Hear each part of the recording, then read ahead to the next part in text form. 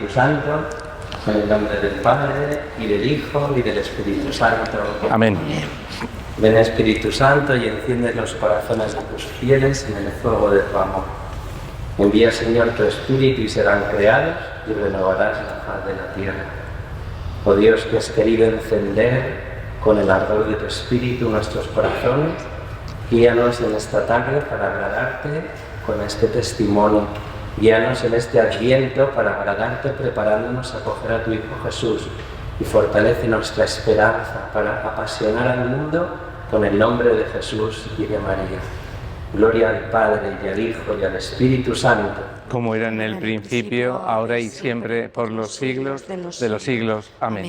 En el nombre del Padre y del Espíritu Santo. Amén. Podéis sentaros, le doy la palabra a Rafael Garrido de Estache, que nos presenta este testimonio. Bueno, pues buenas tardes a todos. Como dice Padre Pedro J, pues bueno, ya le llamamos Pedro J, no sé aquí, pero muchísimas gracias por venir. Para nosotros es un regalo estar en esta parroquia y hablar de, pues para nosotros, para Begoña y para mí, el hermano Rafael, ¿vale? Se conoce como San Rafael Arnaiz Barón, pero en nuestra manera de hablarle es el hermano Rafael, no hay otro hermano trapense. Nos hace muchísima alegría porque también, bueno, pues no es lo mismo hablar del hermano Rafael que hablar del testimonio del milagro del hermano Rafael que ha servido para la canonización. Y ese testimonio, pues no lo voy a dar yo, por supuesto, lo va a dar Begoña, ¿vale? Que es la protagonista de esta tarde. Cuando hablamos de testimonio siempre digo, Begoña, tranquilidad en el frente, pero es verdad que hay que abrir el corazón.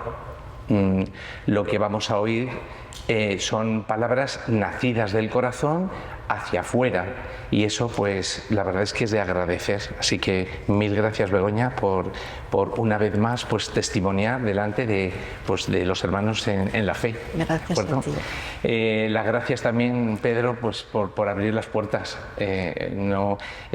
abrir las puertas de par en par desde el momento en que te lo dije y dijiste venga, ¿no? Y buscaste la mejor fecha, que luego pensando y preparando esto digo, es que las navidades al hermano Rafael eran muy importantes.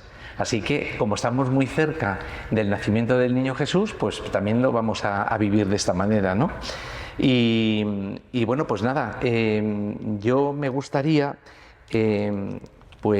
leeros la presentación de Begoña, pues no escrita por mí, sino escrita pues por las personas que estuvieron escribiendo el proceso de beatificación. Y muchas veces pues cuando hablas de Santa Teresa de Jesús te remontas a los años X y los milagros de Santa Teresa, ¿no? Pero de repente coges y dices, bueno, el hermano Rafael más o menos es del siglo XX, es muy cercano, pero a mí lo que me impresiona es comentaros lo que os voy a leer, ¿no? Y bueno, dice que el 8 de diciembre de 1998 fue nombrada postuladora general para las causas de los santos de la Orden del Císter la Madre María Augusta Tescari, monja del monasterio italiano de Vitorciano en Roma, ¿no? Y le dan la responsabilidad a ella de abrir el proceso de canonización. Además de aconsejar el vicepostulador editar folletos y estampas de lenguas extranjeras, ya el hermano Rafael era beato, también aconsejó seguir muy de cerca las eventuales curaciones, pues a veces en el boletín hay relaciones de gracias recibidas que parecen milagros. Sobre las curaciones, el padre Alberico, que lo conocimos los dos, ¿vale? Ya es fallecido, informó a la postuladora que tenía varios casos, pero el esperado se produjo en Navidad del año 2000. La beneficiaria era una esposa joven de Madrid, Begoña León Alonso, que la tenemos aquí, que entonces tenía 33 años y esperaba el segundo parto. El estudio realizado por los médicos concluyó con que Begoña llegó a la muerte clínica y que a partir de encomendarla al hermano Rafael, sus amigas y familiares, no solo salió de la gravedad, sino que mejoró rápidamente. El vicepostulador transmite a la Madre Augusta 3 mensajes: que Begoña ha estado clínicamente muerta, que antes y en ese momento de gravedad la encomendaron al hermano Rafael para su curación y solamente a él, y que la madre y su hija mantienen una vida sin secuelas de ninguna clase, ni físicas, ni neurológicas, ni mentales. Bueno, Begoña está aquí. Para mí el honor es que su marido y su hija, relacionada con este testimonio, Laura, gracias por venir, que sé que tenías problemas de trabajo, está con nosotros. Y claro, cuando tocas a las personas y les das 2 besos, 2 abrazos y le dices hola, pues a mí esto me impresiona, ¿no? Así que pues nada, ya me callo y todo tuyo, Begoña, ¿vale? Así que tenemos que empezar en algún día especial, ¿no? Así que tú ya comienzas. Muchas gracias, Rafa. Le conocí a Rafa a través también de Rafael Arnaiz, y de verdad que tengo que decir que he encontrado a mi ángel de la guarda en él. Y nada, deciros que buenas tardes a todos y que muchas gracias por acompañarnos. Estoy muy contenta de estar hoy aquí con todos vosotros y espero ante todo que mi testimonio os sirva para acercar más vuestros corazones al Señor y para dar contestación a muchas preguntas que nos hacemos en nuestro camino hacia Él. Os voy a contar el milagro que en el año 2000 nos salvó la vida a mi hija Laura y a mí a través de la intercesión de San Rafael Arnaiz Barón. Y bueno, del hermano Rafael luego nos hablará Rafa, con esa alegría, ese entusiasmo que él pone cada vez que tiene que contar algo de nuestro santo.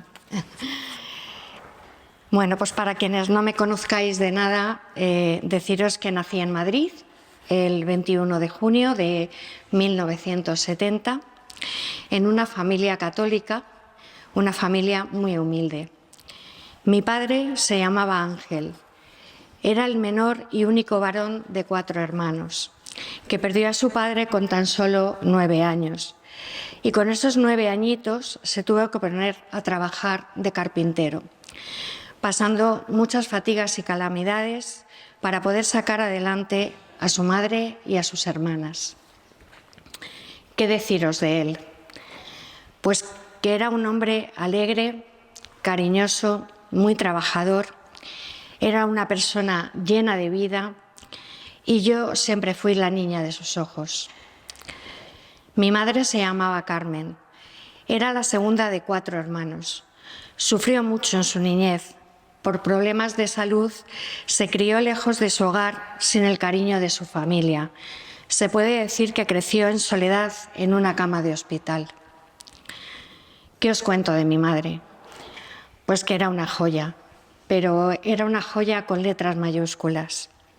Era una mujer paciente, cariñosa, sencilla, discreta, cocinaba como los ángeles, estaba llena de ternura y se desvivía porque a ninguno de nosotros nos faltara nunca nada.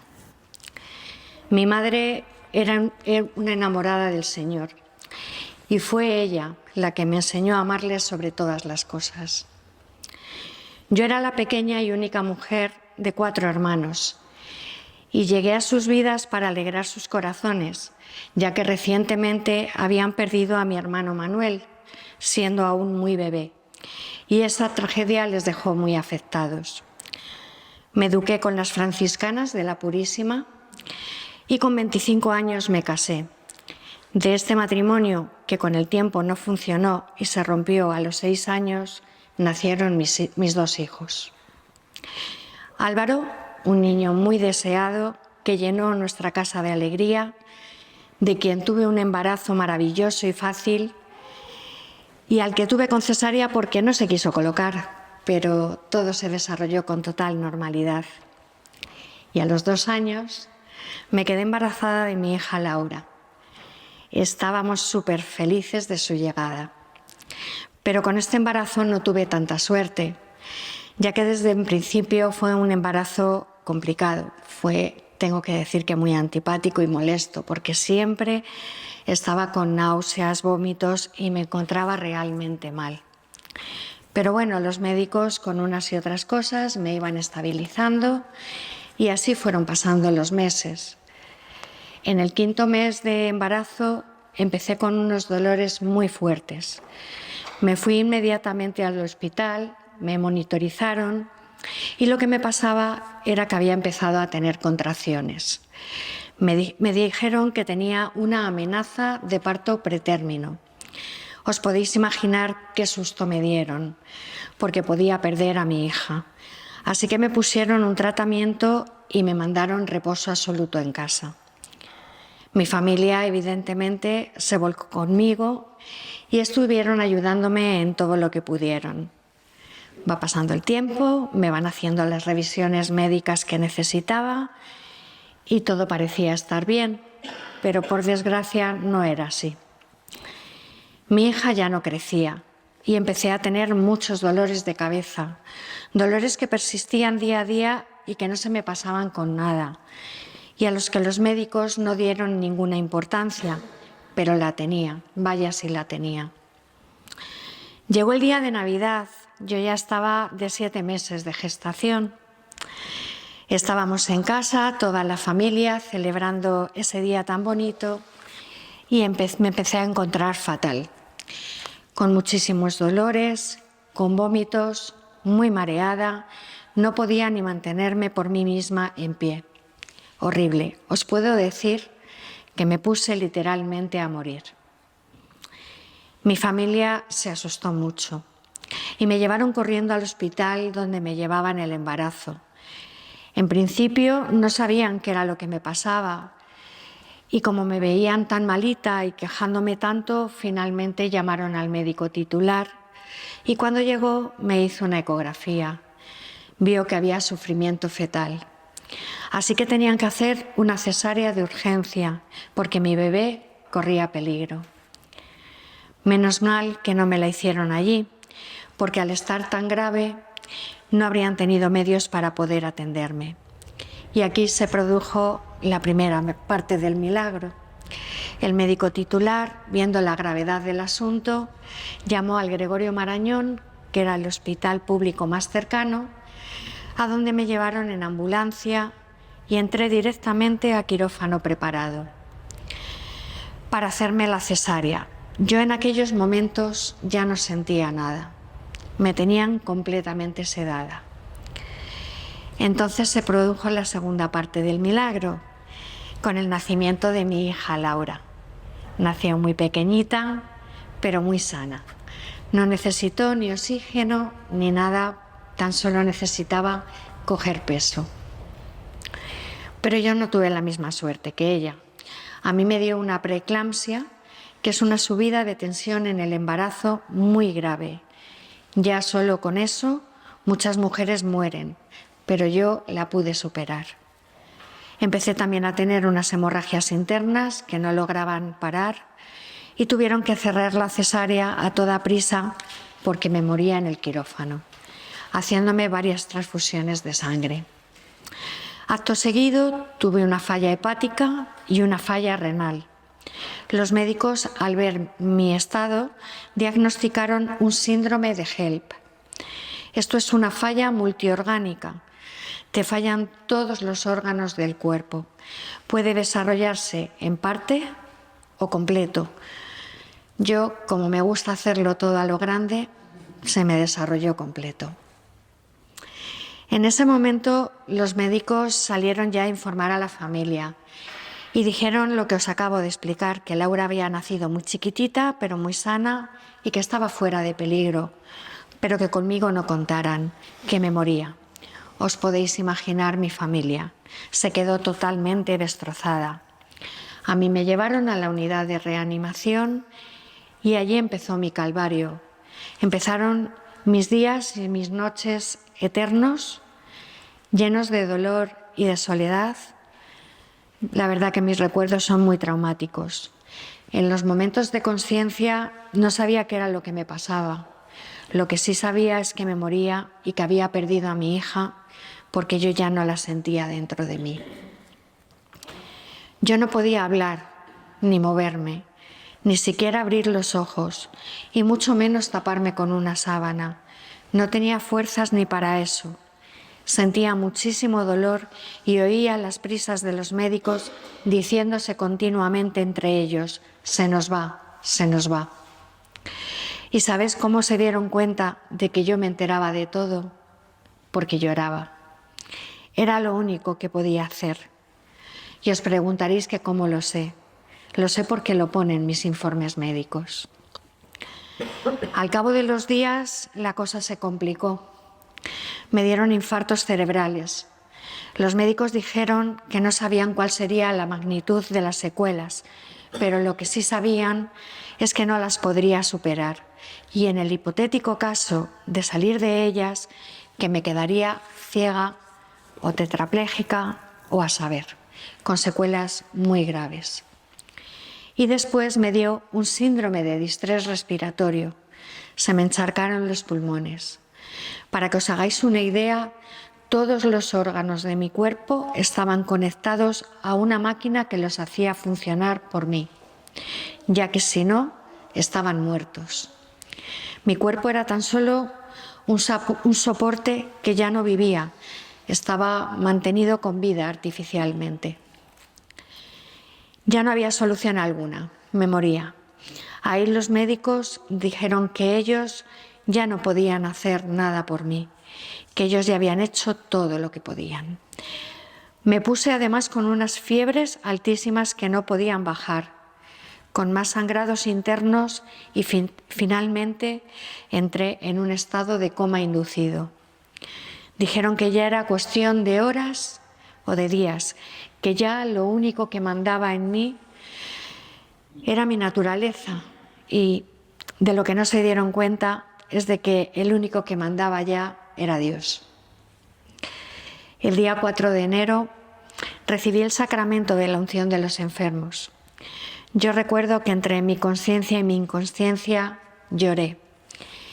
Ya no había más medios disponibles de los que pudieran echar mano para intentar salvarme la vida. ¿Qué necesitaba yo en aquellos momentos para salvarme? Pues lo único que me podía salvar era un milagro. Entonces se activó una campaña de oraciones al hermano Rafael pidiendo por mi curación.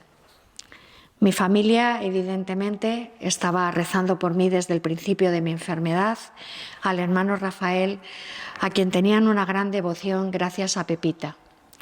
A esta señora no la había nombrado aún, pero es una persona muy importante en toda esta historia. Josefa González era la madre de mi antiguo jefe. Yo trabajaba entonces en un estudio de arquitectura y nos conocíamos desde jóvenes. Por ella conocimos en su momento al hermano Rafael, tanto mi familia como yo. Ella me tenía mucho cariño y desde el principio de todo mi proceso le estaba rezando por mí. Pepita le tenía una gran devoción desde hacía muchos años al hermano Rafael. Pero ¿qué pasó con Pepita? ¿Por qué fue tan importante en esta historia? Pues porque se marchó a Burgos, donde vivían su hija y sus nietas, para pasar unos días de la Navidad con ellas. Y por el camino se acercó al monasterio de San Bernardo de Burgos, donde tenía dos amigas religiosas. Aprovechó para felicitarles la Navidad y les contó mi historia. Ellas también eran muy devotas del hermano Rafael y Pepita les pidió que por favor también le rezaran por mí. Y así lo hicieron.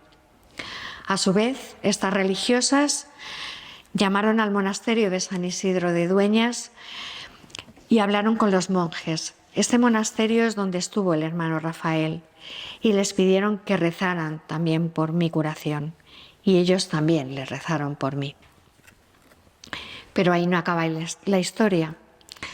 Al llegar Pepita a casa de su hija, quiso entrar a la parroquia del hermano Rafael, que estaba al lado de su casa. Qué coincidencia, ¿verdad, Rafa? Una diosidad. Sin duda. Y mirad por dónde en ese momento estaban cerrando. Se le acercó el párroco, el padre Abelino, persona también importantísima en esta causa, y le dijo a Pepita: perdone señora, es que estamos cerrando. Ella le dijo: no se preocupe, yo solo venía a rezar. Y el padre le dijo: pase y rece, que yo la espero. Y así lo hizo. Y cuando Pepita salió de la iglesia, le dijo el padre Avelino: ¿qué le ocurre, señora? Y Pepita le contó mi historia. Y el padre Avelino le dijo: no se preocupe, que yo también rezaré por ella, al hermano Rafael. ¿Y qué pasó después? Pues no os lo vais a creer. Bueno, sí os lo vais a creer porque me estáis viendo. El día 6 de enero, día de los Reyes Magos, no se olvidaron tampoco de mí. Y empezó mi mejoría. Todos y cada uno de mis órganos empezaron poco a poco, paulatinamente, a funcionar. Me fueron desconectando todas las máquinas del cuerpo. Los órganos funcionaban perfectamente y sin secuelas. Los médicos no daban crédito, no se lo podían creer, no sabían el porqué de mi curación. Dijeron que ellos no habían hecho nada, no encontraban explicación alguna. Muchos de ellos, cuando yo estaba tan grave, se fueron de vacaciones de Navidad y se despidieron de mí. Tenían claro que ya no me volverían a ver porque estaba muy, muy malita. Y cuando volvieron de vacaciones y me vieron sentada en la cama, con los ojos abiertos, sin máquinas y pudiendo hablar, no se lo podían creer. He de decir que tanto los médicos como las enfermeras, todo el equipo, me trataron muy bien, me cuidaron mucho y me dieron muchísimo cariño. En esos días tan difíciles para mí, ellos fueron mi familia. Daros cuenta de que a mi familia la dejaban entrar a verme tan solo 10 minutos por la mañana y 10 minutos por la tarde. Y a veces yo ni me enteraba porque me tenían sedada la mayor parte del tiempo para que sufriera lo menos posible. Y por fin llegó mi feliz día 17 de enero, día que me dan el alta a planta. Por fin iba a conocer a mi hija, esa niña que tanto lloré pensando que la había perdido. Como no me tenía ni en pie, ya que había perdido toda la masa muscular, me llevaron a verla en silla de ruedas. Era tan pequeñita, tan preciosa, y ahora que no nos oye nadie,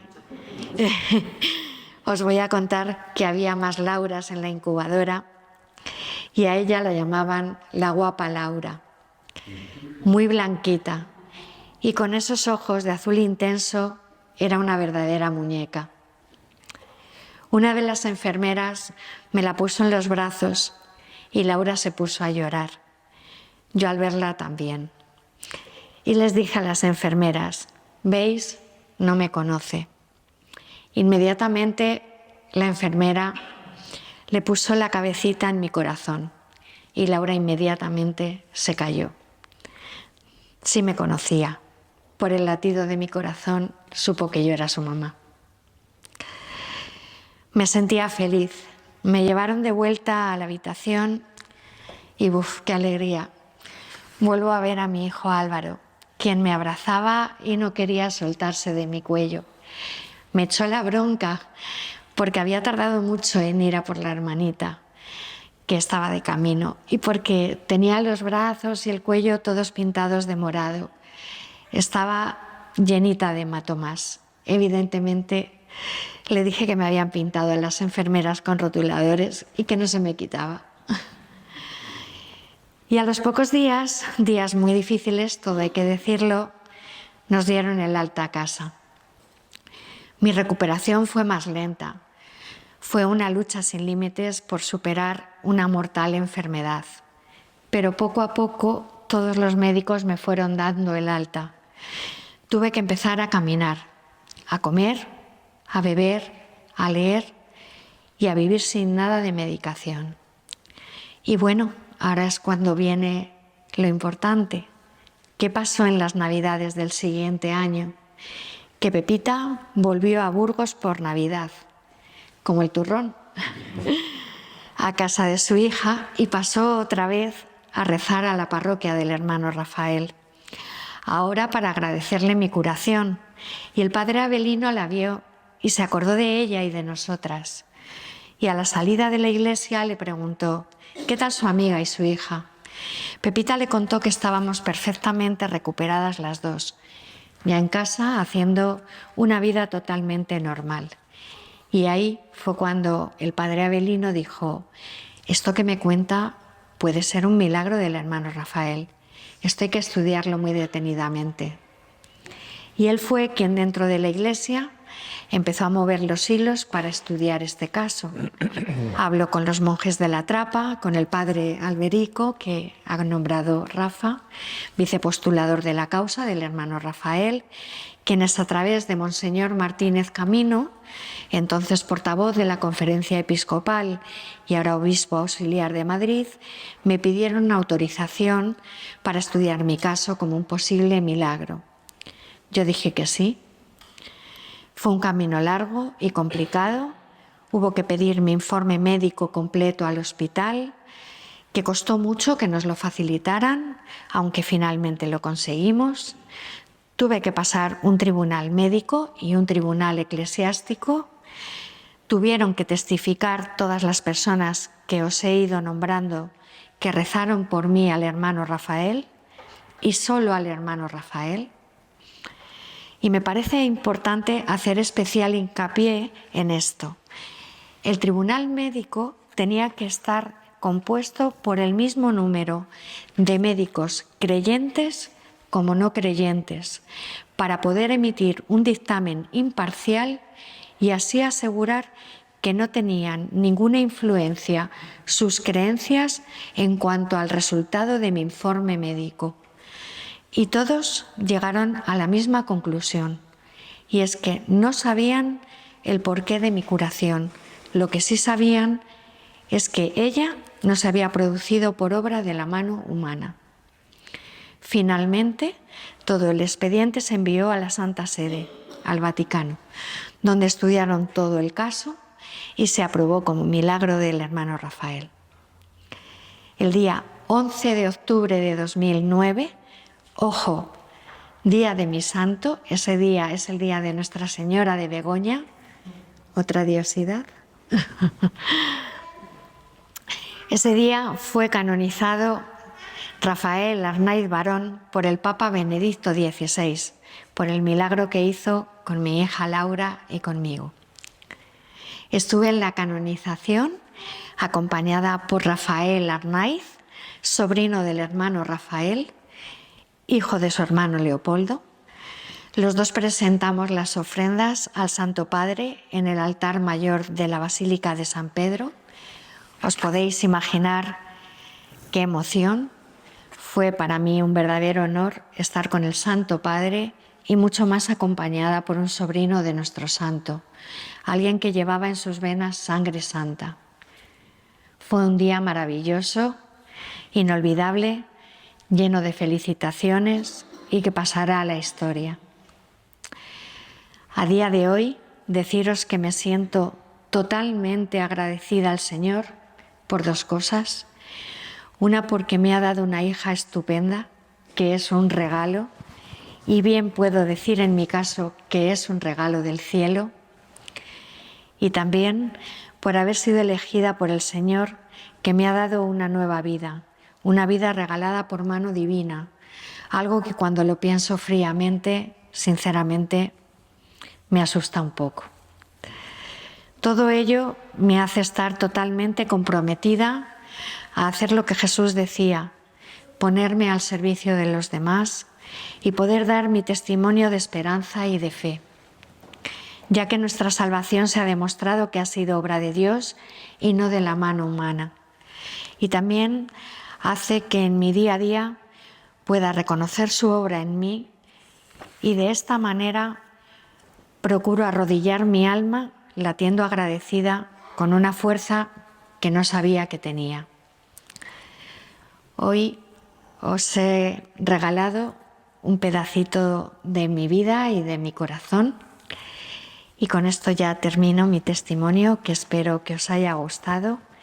Tan solo me gustaría dejaros un pequeño mensaje Y es que en ningún momento perdáis la fe, ni siquiera en esos momentos tan difíciles que nos pone la vida en muchas ocasiones, que Dios siempre está ahí, que Él tiene el mejor plan para nosotros. Y aunque ese plan sea diferente al nuestro, pues aunque no lo creamos, siempre, siempre, siempre, siempre nos escucha. Muchas gracias.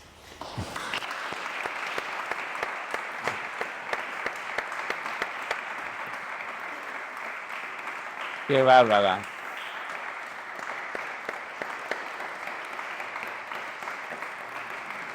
Os dejo con Rafa, que os va a hablar de Rafael mejor que nadie, que además es que Rafael es el auténtico protagonista aquí.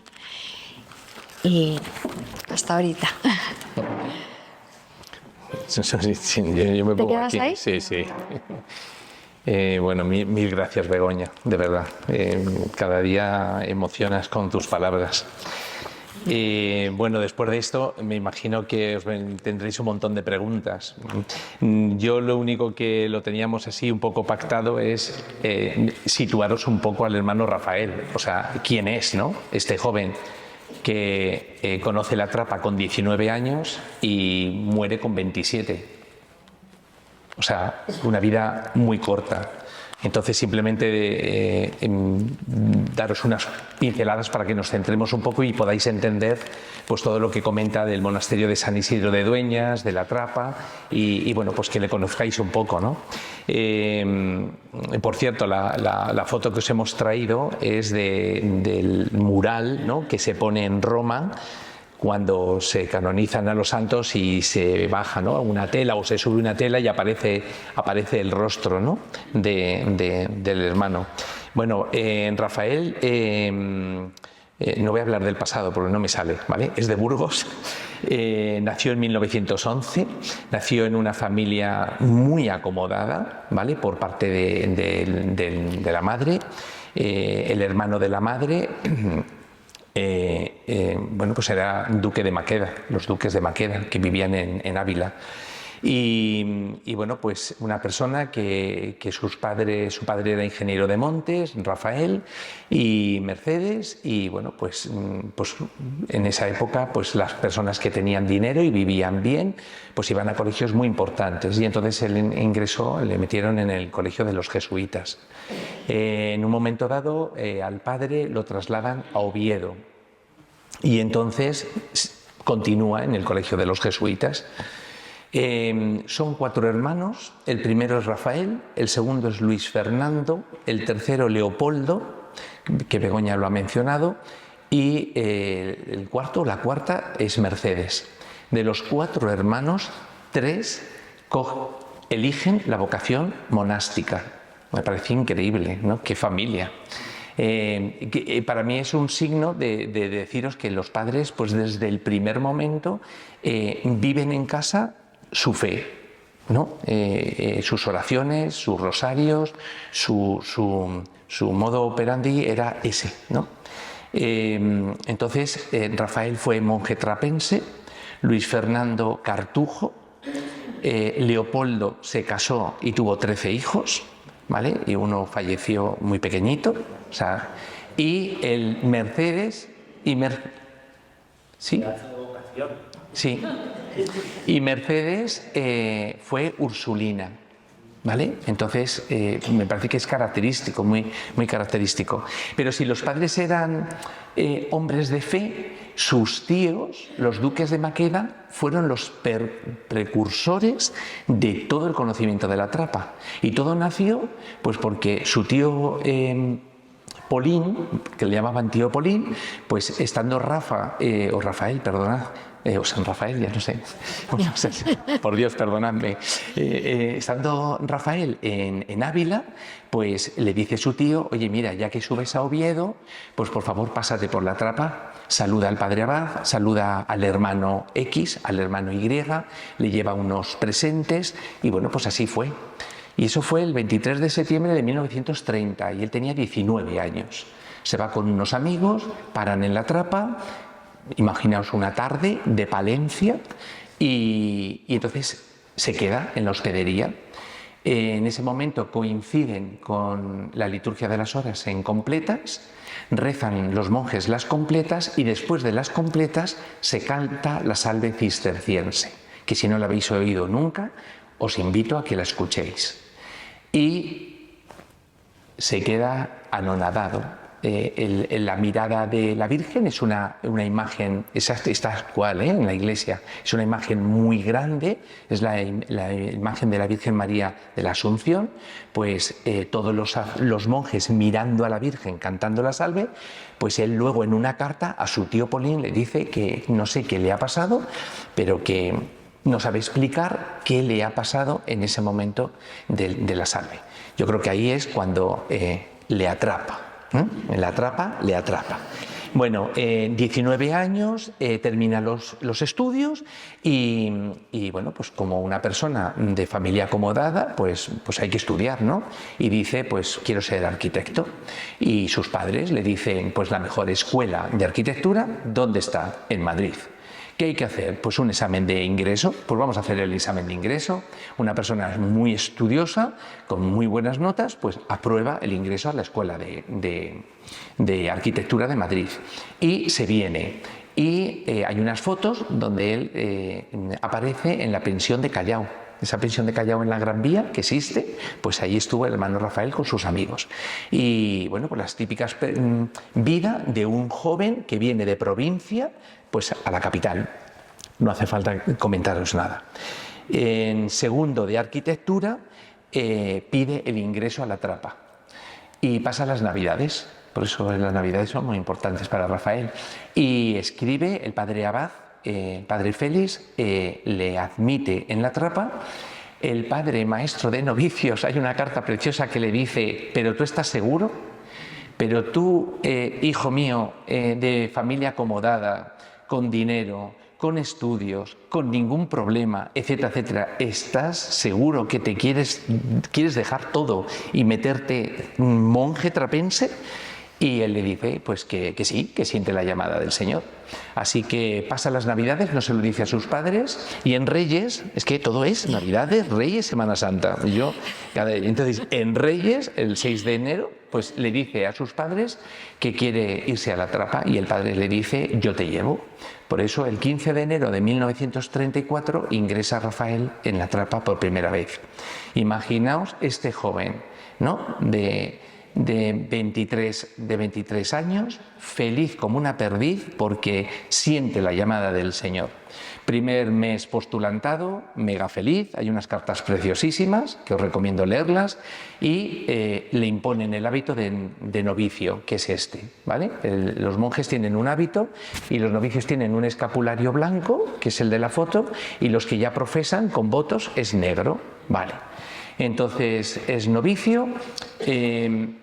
Pasa Cuaresma, que es muy dura en la vida cisterciense, llega Semana Santa, pasa Semana Santa y empieza a sentirse muy mal, pero que muy mal. No puede ir al campo, cuando quiere ir al campo se tiene que sentar, como él dice, en alguna piedra de la orilla de los paseos, pues para respirar.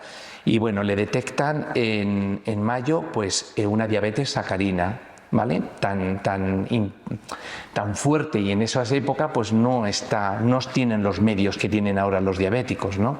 Y entonces, bueno, pues se muere, le escriben al padre, le dicen, ven por favor a recoger a tu hijo, nosotros no sabemos tratar esta enfermedad, y entonces, bueno, pues gracias a Dios, pues el médico de la familia le ponen un tratamiento muy exhaustivo de comidas, de medicinas, y se salva, ¿vale? Dejadme deciros, bueno, es que claro, el problema está en que yo hablo más que Begoña. Entonces, dejadme deciros simplemente que generalmente se entiende esto como un signo de Dios de que no te quiere para la vida cisterciense. No sé si me explico. Hay veces que ocurren cosas en la vida que dices, ya está, no quiere. Así que Rafael, pues no pensó eso, no pensó eso, para nada. Dijo, yo me muero, pero me muero trapense. El día que sale de la Trapa, otra diosidad, el padre Abad le da el hábito. O sea, no se queda en la trapa, le da el hábito y le dice, toma el hábito y obedece al médico como si fuera tu maestro de novicios. Y te esperamos. Y se está muriendo. O sea, a mí me parece esto increíble, ¿no? Bueno, total, que para hacerlo resumido, él se recupera, vuelve a la trapa de vez en cuando con permiso del médico y al año y medio él habla con su confesor, que es el padre Teófilo, y el padre Teófilo le dice, mira Rafael, no puedes entrar en la vida, no puedes entrar como monje trapense, ¿vale? No vas a poder hacer ninguna tarea de trabajo, no vas a poder ir al coro, vas a estar todo el día en la enfermería y bueno, pues nosotros en nuestra orden no hay nada. Y Rafael insiste y le dice, por favor, mire usted qué fórmula hay para que yo vuelva a la trapa. Y el padre Teófilo le dice, solamente hay una, y es que no que entres como novicio, sino que entres como oblato. Oblato, la palabra oblato significa ofrenda, ¿no? Que lo dice él. Y le dice, pero claro, no vas a poder hacer votos, no vas a poder ser nunca monje trapense, nunca podrá ofrecerse el padre abad para que seas sacerdote, o sea, padre, nada de nada de nada. Y entonces él dice, pues eso es lo que yo quiero, nada de nada de nada. Y entonces, con el permiso del padre abad, entra por segunda vez a la trapa como oblato, directamente a la enfermería. Todo eso lo ofrece al Señor. Repito, las cartas son magníficas y bueno, pues es el periodo más largo que pasa en la trapa. El primero fue de 4 meses, el segundo dura 8 meses. Estamos en el año 36 y no hace falta deciros qué pasó en el año 36. Y en septiembre de 1936 le llaman a filas. Le dicen, vale, junto con 40 hermanos de la trapa, jóvenes ya con votos perpetuos o temporales y novicios. Y van todos a filas, llamados. Cuando les ven los médicos, le dicen, pues como decimos hoy día, ¿no? Pero tú te has equivocado, o tú ¿qué haces? Porque era así de delgado, enfermo, y entonces le dijeron, bueno, te llamamos dentro de unos meses para ver qué podemos hacer contigo, pero tú no puedes ir a filas. Así que hay una carta muy bonita de Rafael que él dice, Señor, te he dado todo, y hasta esto me da vergüenza, ¿no? De que los médicos ni me quieren, ¿no? Ni para ir para filas. Y efectivamente en diciembre del 36 pasa al tribunal, o como en su época se llamara, y le desahucian. Y entonces a él solamente se le ocurre escribir al padre maestro de novicios y decir, pues que me voy a la trapa. Bueno, el padre maestro novicio le dice, pero si tú estás peor que la otra vez, ¿no? Y dice, pues yo quiero ir a la trapa. Así que por tercera vez entra en la trapa y se encuentra en la enfermería con el mismo hermano enfermero que estuvo, que ya tenía práctica de cómo tratar la diabetes de él. Y el hermano se llama Tescelino. ¿Vale? Bien. En el último viaje que hemos hecho a la trapa me he enterado que el nombre de Tescelino es que era el padre de San Bernardo.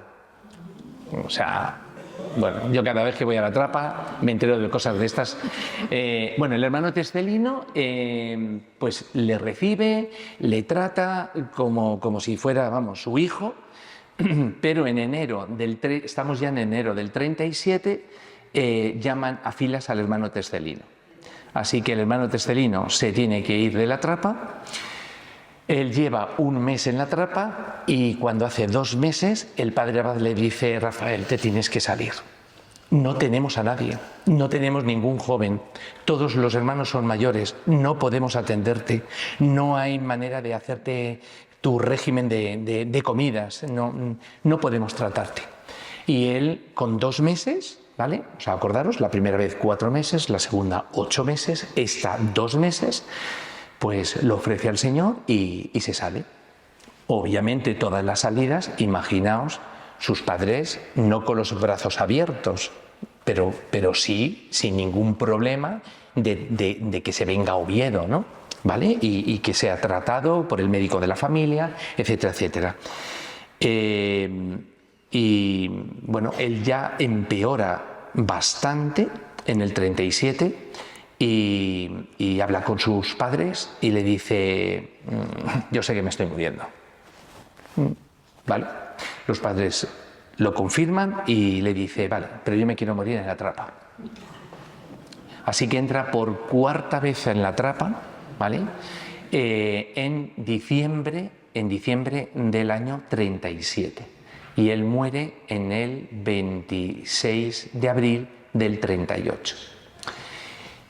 He ido a toda velocidad, ¿vale? Para que podamos tener algunas preguntillas a Begoña, ¿no? Yo ya se me ocurren algunas. Pero lo que os quiero decir es que esto que os he comentado súper rápido es para que nos demos cuenta de que cuando uno es llamado por el Señor, caiga la que caiga, tú continúas. Y luego me parece importante deciros algo que, bueno, llevo en el corazón y que lo rezo, ¿no?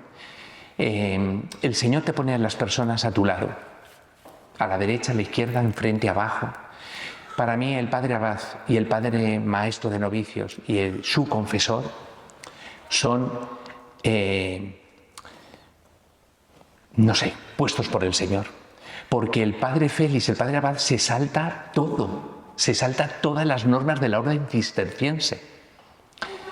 Termino diciéndoos que cuando él ya se está muriendo, es la Semana Santa de 1938. Él nace el 11 de abril de 1911, Domingo de Ramos. Y en el 38, en el Domingo de Ramos, el padre abad, junto con toda la comunidad, decide, sin hacer Rafael los votos, imponerle la cogulla, que es la vestimenta larga que tienen todos los monjes cistercienses cuando hacen los votos perpetuos. Yo he estado en una ceremonia, la ceremonia es espectacular, es en la iglesia, vienen todos los abades de todas las trapas de España, también de las monjas, unos cantos espectaculares, etcétera, etcétera. La imposición de la cogulla a Rafael se le hizo en la enfermería, en su celda de la enfermería, sin nadie. Y se le pone el hábito, ¿no? Como si hubiera profesado votos, y se le impone la cogulla. A mí me parece que son detalles del Señor, absolutamente del Señor. Este es Rafael. Los que le conocemos, los que le llevamos, pues no tenemos más ilusión que transmitiros que tenemos un santazo de Burgos para leerle, para pedirle pues lo que cada uno de vosotros necesitéis, y que está enterrado en el monasterio de San Isidro de Dueñas, que está en Palencia, en Venta de Baños, que abren la iglesia a las 4 de la mañana porque comienzan a rezar los maitines a las 4:15 de la mañana. A las 4:15 de la mañana tenéis en estos momentos a 25 hermanos que lo primero que hacen es rezar por todos los que estamos en el mundo. Se te ponen los pelos de punta. O sea, yo muchas veces me acuerdo de que digo, es que están rezando por mí, ¿vale? Para que nos vaya bien el día. Y se acuestan a las 8:30 rezando completas y salve. Así que si hay alguno que dice, es que está muy lejos, bueno, pues estás a 2 horas de Madrid y te puedes ir perfectamente, porque a las 4 de la mañana se abre una puerta, entras a la iglesia y a las 4:15 estás rezando de la madrugada. ¡Qué mejor plan! ¿No? Así que nosotros eso lo hacemos, que sepáis que lo hacemos desde la parroquia del Buen Suceso, que lo hemos titulado Trapacar, y generalmente pues nos vamos en un coche 3 o 4, a las 4 de la mañana pues salimos de Argüelles y llegamos a la misa de las 6:30 de la mañana. Espectacular. Pasamos todo el día y nos venimos después de escuchar con ellos y de rezar la salve cisterciense. Yo ya no puedo ir más rápido. Begoña me ha dicho, mira, te he traído una carta de Rafael que a mí me ha llegado al corazón, y yo he dicho, vale, fenomenal, dámela, pero es que ahora se la voy a dar a ella, porque yo creo que las cartas que a uno le llegan al corazón las tiene que leer, ¿no?, esa persona, y yo creo que podemos cerrar contigo, Begoña, y la lees, y luego, si os parece, hemos traído unas estampas. Gracias. Unas estampas del hermano Rafael que no son de librería, ¿eh? Las he cogido de la capilla del hermano Rafael, ¿no?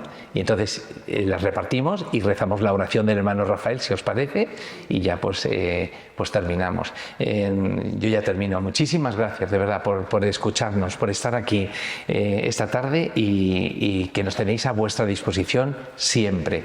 Solamente una pequeña coletilla, ¿no?, que he dicho a Pedro, ¿me lo dejas decir? Bueno, pues la siguiente salida, que es de matrimonios, es del 13 al 15 de febrero. Así que el que quiera apuntarse, ¿no?, pues tenemos salida de hombres, de jóvenes, trapacars, pero en este momento hemos montado una de matrimonios del 13 al 15 de febrero, y bueno, Pedro tiene mi móvil, cuando queráis, o algún amigo que conozcáis, pues que os apuntéis. Es todo un fin de semana. Y la carta te la devuelvo. Gracias. Gracias.